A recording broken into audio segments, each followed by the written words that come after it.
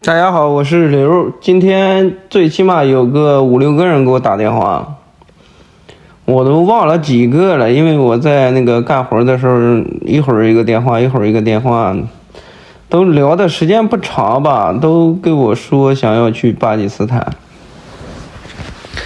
因为我上一期我给大家说过嘛，我说如果那个单子办的实在是慢得很的话，因为他不懂嘛，都是我教给他。再一个，他到那儿问那个巴基斯坦人，有时候那个巴基斯坦人说话也不靠谱嘛。问那个营业员啦，就是说那个前台接待员啦，都是问那个，他们说话都不怎么靠谱。有时候大家看这个巴基斯坦这个视频的，大家也知道。所以说，我说我打算上一期那个视频，我给大家说了一下，我说我打算去那个巴基斯坦。如果实在办得慢的话，我去那儿跟他一起办，赶紧办好就回来了，对吧？哎呀，但是我一说这话呢，好多人联系我说，哎呀，你去的时候给我说一声，带我一起去。那不止一个，关键是一个半个的，有时候一起去了，人太多的话我不愿，不是说不愿意，这家影响太大，这家跟做中介似的，对吧？所以说到时候看再说吧，如果干啥的话，那我就自己去了，如果合适的话，一个嘞，以后你们实在是找不到，对吧？我能给你们介绍的人认识，但是你让我做这个东西，我不去做。我给你介绍人，到那儿我告诉你怎么处理这个事情，你们自己去那儿搞一下，对吧？咱关键是这个东西啊，做这个东西，这家牵扯面太广了，这家影响也不好，这家伙。你万一给你找了一个不是特别好的，最后也没成，那怪谁呀，对吧？这东西有时候就是这样，实在没办法。我给大家说过很多次了，能在国内找就在国内找，对吧？哪怕找一个那个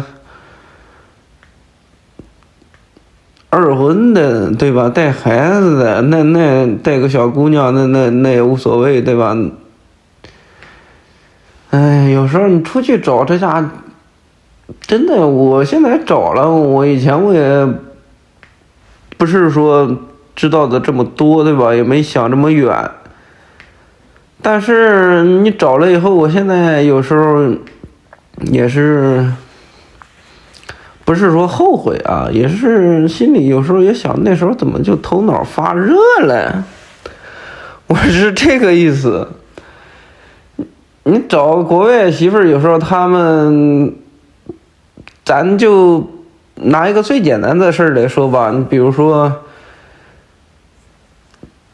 在国内，对吧？你找个国外媳妇儿在国内，她最起码她是1、2年之内，她帮不了你什么大忙的。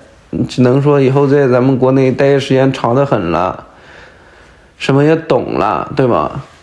有时候你再拿个最简单的，他会说话了，会说咱们中国话了，但是他不认识啊。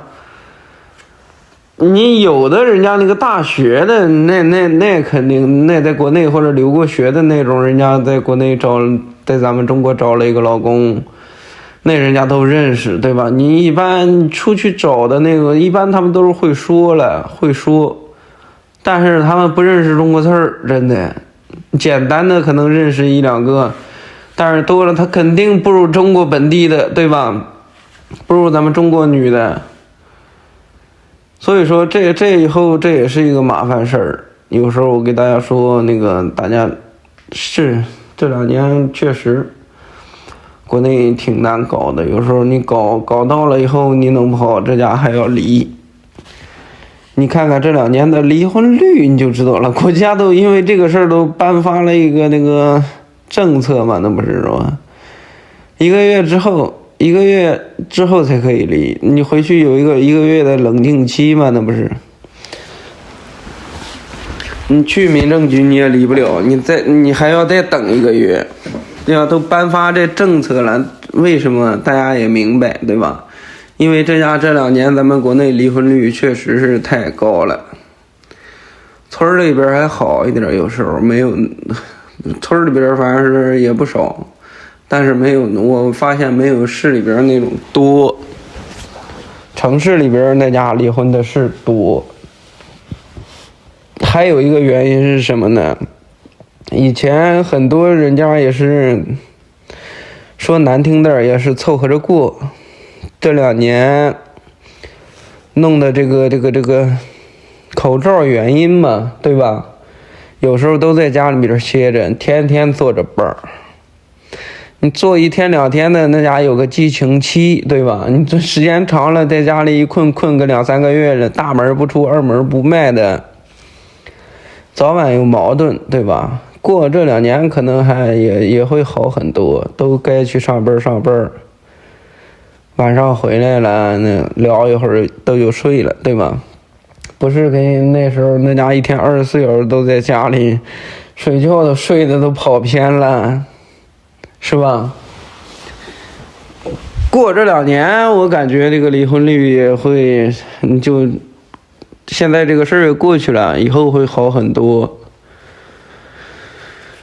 但是咱男女比例差距太大，我那时候给大家说了，我说实在不行，你等那个咱们中国北边那打完了以后，你们去那儿试试，也别去这个中东这个地区。中东这个地区和那个东南亚这个地区现在别去，东南亚也不行，中东现在也是那个风俗习惯，关键人吧还不赖，我只能这样说。但是风俗习惯那家差距太大了。东南亚那是那家伙是那基本上那80%以上都是骗子，不是说骗子了，忽悠人的。